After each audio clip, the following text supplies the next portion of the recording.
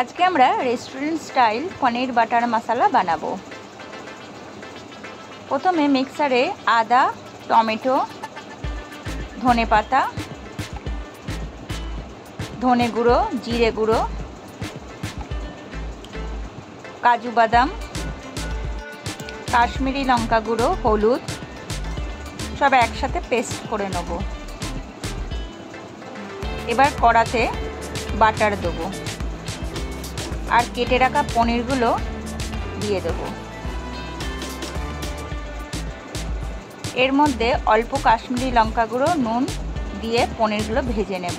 তাতে পনিরগুলো হবে কি গায়ে গায়ে লেগে যাবে না।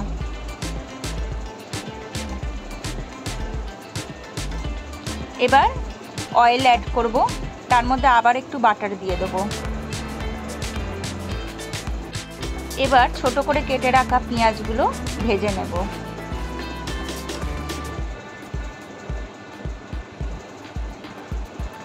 একটা তেজপাতা দিলাম, গোটা জিরে দিলাম, দারচিনি, ছোট এলাচ সব দিয়ে এবার এগুলোকে একটু ফ্রাই করে নেব। গুঁড়ো গরম মশলা, লঙ্কা গুঁড়ো, অল্প চিনি সব দিয়ে এবার মশলাটাকে কষিয়ে নেব। এবার আগে যে পেস্টটা বানিয়েছিলাম সেটা অ্যাড করব। সব একসঙ্গে মিনিট 5 ফ্রাই করব। যা পেস্টটার মধ্যে যেহেতু কাজু বাদাম আছে, ক্রমাগত নাড়তে হবে, নাহলে তলাটা পুড়ে যাবে।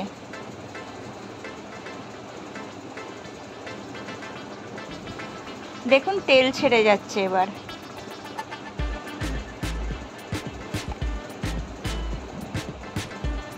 এবার হালকা গরম জল অ্যাড করব।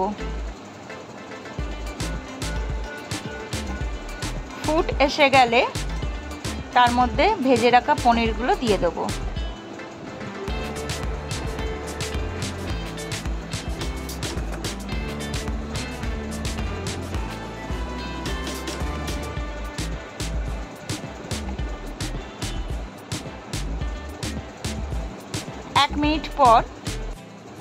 এক মিনিট পর ধনেপাতা ছড়িয়ে দেব।